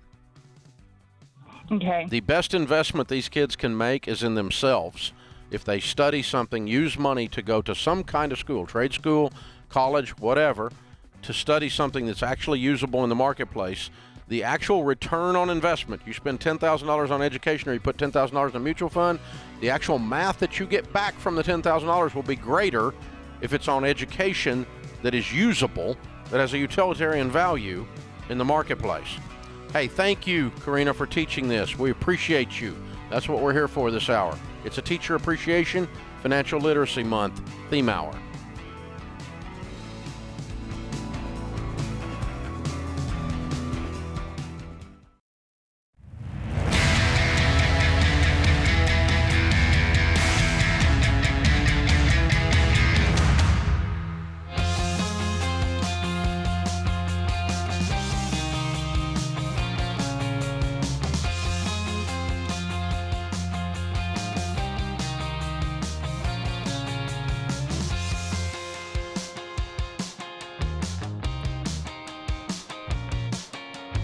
Well, in honor of Financial Literacy Month and our high school curriculum taught in about half the high schools in America, we are doing a Teacher Appreciation Giveaway this month, and we're appreciating teachers on the air this hour as well. Now, the Teacher Appreciation Giveaway works like this. We're giving away $5,000 to two different teachers in cash, and you do not have to be a teacher that teaches our stuff. You just have to be a teacher. No, like a real teacher, not like you taught your dog to sit. That's not what I'm talking about. You have to be like teaching in a classroom and stuff. And if you're doing that, then we're gonna say yes, you're like a real teacher, and we're gonna let you sign up for the drawing. No purchase is necessary. Just go to RamseySolutions.com/teacher, RamseySolutions.com/teacher, and don't miss out. This giveaway ends on April the 30th. So you've just got a few more days to get signed up for that. And if you know a great teacher out there that you've loved, get in touch with her, get in touch with him, and tell them to make sure to run over to RamseySolutions.com/teacher and register for this free giveaway. They may be one of the teachers that wins the $5,000 cash. So up next is going to be Wendy. Wendy is a teacher in Wisconsin, and she's been teaching our high school curriculum as well. Hey, Wendy, how are you? Good, thanks. It's a pleasure to talk with you gentlemen today. You too. And so where do you teach? Which school? I teach at Sheboygan South High School in Wisconsin. Great. Very cool. How many students are enrolled there? Oh, I think it's probably about 1,100. Okay, very cool. How long you been teaching? 27 and a half years. Well, you've seen some changes. I definitely have. Definitely. Some of them good, some of them bad. Yeah, what's the biggest change you've seen working with young people? Oh, 27 years. definitely some good, some bad. Probably the biggest challenge is the many different challenges that our students come to us with, very complex home and family situations, but also the digital challenges. Our children today are growing up in a digital world that we did not grow up in. That's right. Very true. And we've got to figure out how to navigate that, how to guide them, how to parent in that world. It's a very different world than we were raised in. That's right. True. That's very true. Yeah, there's the pre-television generation, the post-television generation. There's the pre-smartphone generation, the post-smartphone generation, and it's a lot of it is a blessing and a lot of it is a curse. Absolutely, and they're the Netflix and live streaming generation. I mean, they don't turn on the TV like we did. No, they don't. They don't need to. They just when they want to see something, it's there. Right. It's on demand. And so You that's bet. the way all of us are now, but most of us just didn't realize it happened. It's native to them. They've never known anything else. So how long have you Right. been teaching our high school curriculum, Foundations in Personal Finance? Well, I think it's been about 10 or more years. A number of years ago, you hosted a teacher training institute, and I was fortunate to travel there with another teacher and be trained on site with your folks there at Ramsey Solutions. Wow. Okay. I remember doing that. Yeah. Wow. Yes, it was wonderful. That's been a while back. We ought to do that again. That's good. Very Yeah, you cool. ought to do it again. So did you have a question today as well? I do. As a teacher and honestly as a parent myself also, I'm caught in a bit of a dilemma with the young people I work with every day. I definitely want to inform them about all the great digital tools, the apps, the things they can use conveniently through their smartphones to help them manage their finances. But as I do this, I find myself in a bit of a dilemma, struggling with the gap that we're creating for these kids in terms of helping them understand the tangible immediacy of cash. They're not using cash. They're not getting a paycheck and cashing it. They're not going to pay for their gas with cash. They don't have access to cash in the same way we grew up. And so how can I balance that for them when it's not in their hands like it was for us? I always want to roll back pedagogically. When I'm thinking about how can I teach somebody, I always want to, how can I turn this into something they can touch with their hands, how they can see it, right? And so I think something that's important for kids, they've become untethered to the reality of money, right? That I love the way you put that. I used to have to go cash a check, and I would hold the cash, and then I have to hand that to somebody to get the thing. They don't have that exchange anymore. And so they become untethered from reality in the same way they've become untethered with violence and with sensuality, because they can just see it and see it and see it and see it and see it. So I would love to create a classroom environment that is tethered in reality. We are only going to operate with cash in this class, and you have to give that cash to somebody else. And so I'm going to take every opportunity pedagogically to re-ground them in human connection in, nope, we're going to practice how economics works, and you've got this money, and that person has something you want, and we're going to learn about supply and demand, but you have to get up and go across that room and breathe that air and hand them that cash, right? I'm going to get that basic because they're getting the high-level stuff digitally. They are just becoming increasingly untethered from reality, right? Yep. I think that's a great solution. So having sort of a token economy within the classroom with maybe some Dave cash. Yeah, or something. But I do think that's a great idea. The visual aspect of that changes it. And then I think you teach I think you end up having a lesson on the digital world. And that Facebook friends aren't real friends. Yeah. Virtual means sorta. Yep. Snapchat exchange is not a conversation. It doesn't mean real. It means virtual. It's not real. Virtual is not real. And so when they say virtual reality, it's an oxymoron. Yeah, it means almost. Absolutely. And not so, quite. Yeah. And so and the same is true. So the beauty of the digital is it's highly efficient, it's quick, it's easily accessible, it's convenient. And the downside of it is you don't feel it, whether it's relationships or Right. whether it's money. And I want them to feel it. I want them to feel that negative feeling that prevents them from overspending, that, oh, I've got this cash in my hand and I really don't want to let go of it. Exactly. But if they go to McDonald's drive-thru and try to pay with cash, they're asked, do you want to use your app today? Yep. And here's another place I would send them. George Camel, our friend George Camel, did I think it was a 9-part series on his podcast. That the Fine Print. The Fine Print podcast that is appropriate for their age, but it talks about here's why airline points, credit card points aren't that great. Here's why this particular thing. Here's why it sounds so good to get Bitcoin. Here's why that's not a good idea. And it's something that they're hearing about all the time in a medium that they are hearing about. And so it will make you of course, you're way more hip than me and Dave, but it will make you be hip, and you'll be able to pass along something to them in a medium they can understand. And what I've seen with young people is they get fired up when they realize they're getting taken advantage of. Or they get fired up when they realize, oh, my points are coming on the back of somebody who can't make their payments. And you galvanize the justice here, and then they're ready for a conversation about here's how cash works. Here's reality, right? And so I would point you to the Fine Prints. 9 episodes, it's great, but it's a tool that it can be used. And all of these ideas kind of fall in the same bucket, but one last one, and it's we're doing a lot of teaching on it. It's going to show up in a new lesson that John and George did in Financial Peace University here in the spring. This idea of friction, the more clicks you have to do, the harder the movement is inside of an app or inside of a website, the more sales go down. So the easier it is, the more sales go up. And teach them that companies are spending tens of millions of dollars to make it easier and easier and easier for them, because that company is going to get more and more and more of their money. And that's all a McDonald's or a Taco Bell app or a Dunkin' Donuts app is.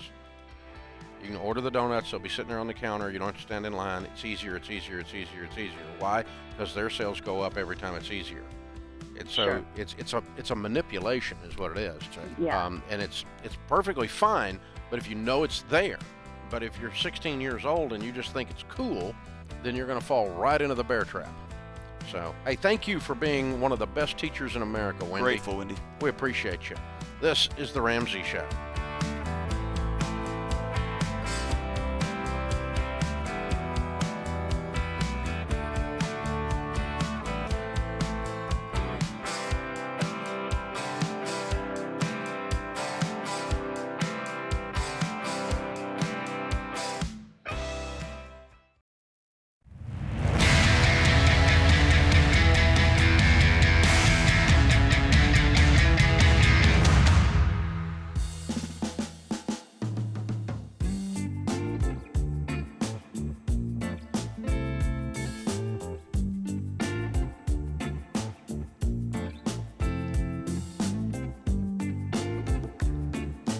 Dr. John Deloney, Ramsey Personality, is my co-host today. It is a Teacher Appreciation Hour during Financial Literacy Month.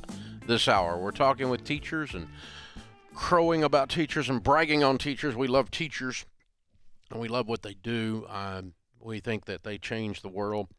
We know that they change the world. So we're taking questions from a few of them. Our high school curriculum, Foundations in Personal Finance, is taught in about 45% of the high schools now, 48% of the high schools in America. It has been taught in that many, and man, it's absolutely about 4 million kids have now graduated from it. It's been a fun ride. Been a really, really, really fun ride. So we thank you for that. Our documentary, Borrowed Future, on student loan debt, the epic failure of the student loan system, The Dark Side, is the sponsor of our Teacher Appreciation Giveaway. We're giving away $5,000 to 2 lucky teachers. They will be drawn randomly from the list of teachers that register on our website for this free giveaway. No purchase is necessary. If you know a teacher or you are a teacher, a real teacher like in a classroom teacher, go to RamseySolutions.com/teacher. And you can get signed up for the Teacher Appreciation Giveaway. You do not want to miss it. So, John, I'm guessing that probably in class at 13 years old, you were an absolute terror. Dude, I was a joy. I was calm. Yeah, I was a mess, man. I was a mess. As my wife tells me, John, you're a lot. I think my 13-year-old teachers would tell me, yeah, I was a lot, man. I was a lot. Well, they just called it hyper. Yeah. When I went to school. I mean, that was 1,000 years ago. Yeah. They just hyper. Well, and so, Coach, that hovered over me in a way that it doesn't for young people today. The choir director or the math teacher would say, if we can't sit still, I'm going to have to let Coach know so he can help take care of this. And that straightened us up real quick. Well, I the strange irony is I end up in talk radio where actually not talking is not a good thing. Dead air. If it gets real quiet right here, right now, it's not a good thing. Yep. In radio, you're supposed to keep the air full. I kind of had the same mindset, though, in the 8th grade. There is not a single teacher I've ever had who, when they found out I work in radio, go, yeah, I can see that. Not one shocked. Has said, really? I'm shocked. You were such a wallflower. Such a cool. Yeah. No, that has never happened. No, I was a mess. Every man. report card ever went home to the Ramsey parents said Dave talks too much. Oh, good Dave grief. can't sit still. So yeah, so we're those teachers' worst nightmares. So we have to stop now as adults and go thank you. Can I tell you this though? The teachers, and again, I know I sound like an old man. Like back in my day, I had to go uphill both ways.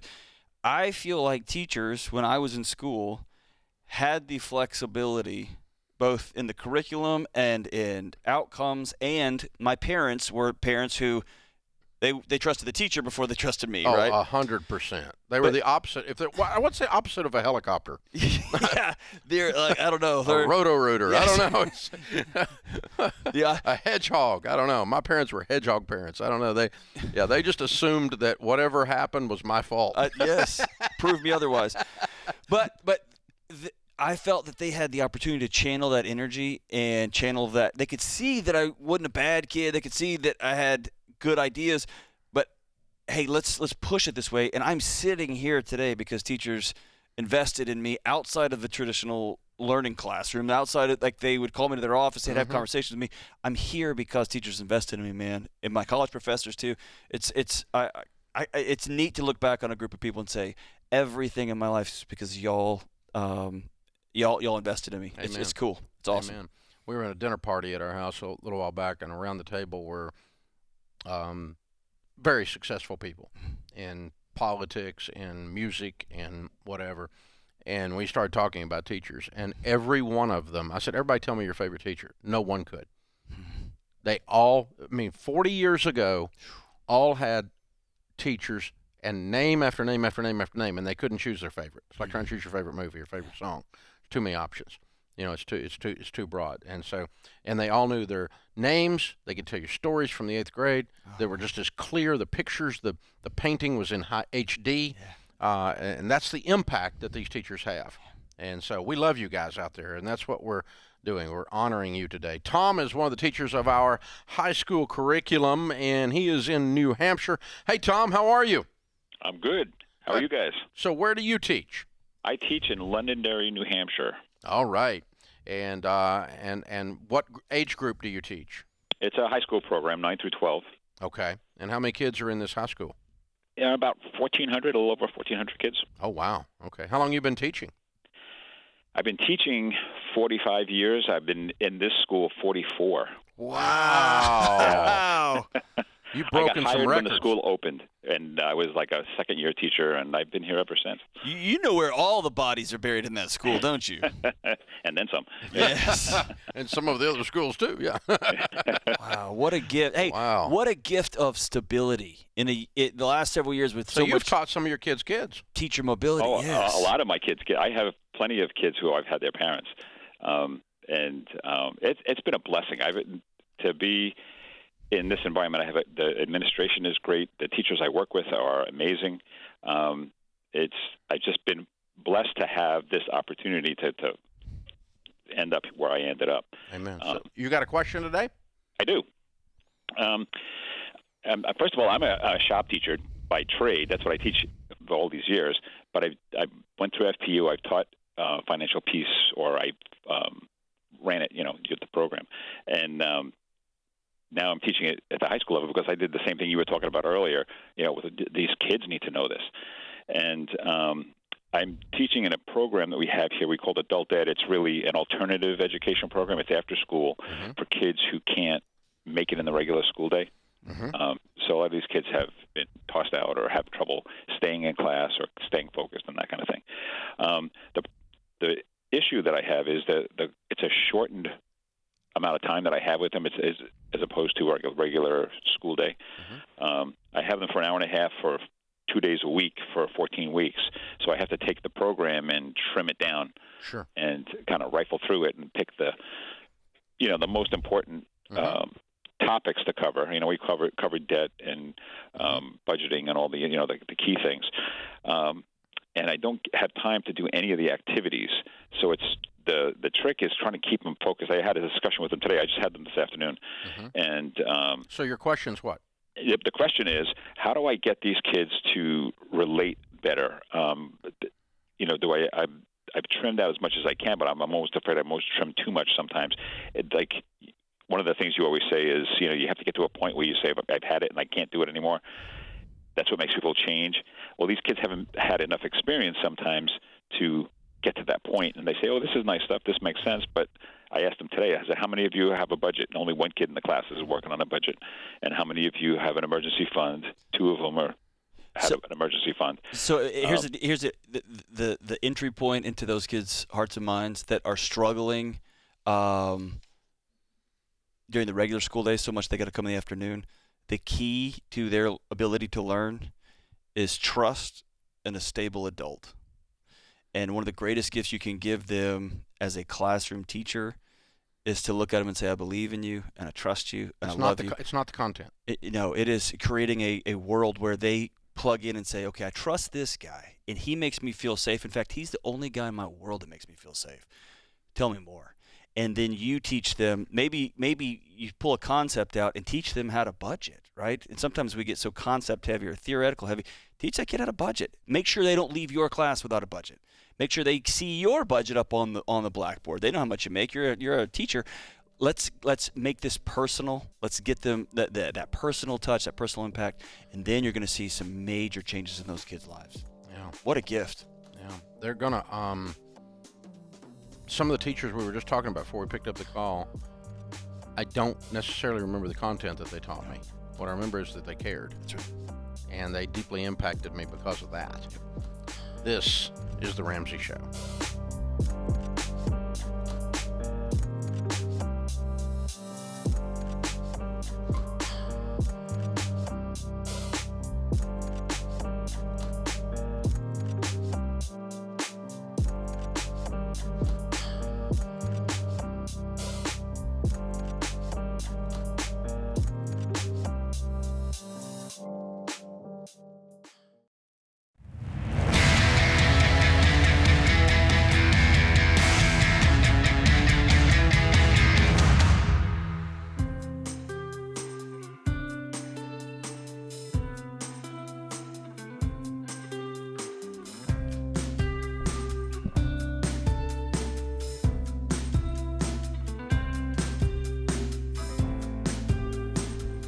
Our scripture of the day as we head into Easter weekend, John 3:16 and 17. For God so loved the world that he gave his one and only Son, that whoever believes in him shall not perish, but have eternal life.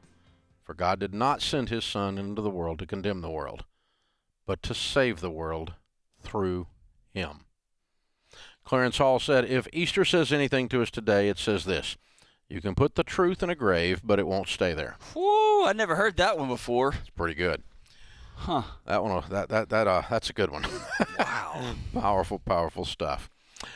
Dr. John Deloney, Ramsey Personality, is my co-host this hour. We are featuring our Teacher Appreciation Giveaway, sponsored by the Borrowed Future documentary, exposing the dark side of the student loan industry. Be sure and check it out. If you are a teacher or you know a teacher, please send them to RamseySolutions.com/teacher to register for our Teacher Appreciation Giveaway in honor of Financial Literacy Month.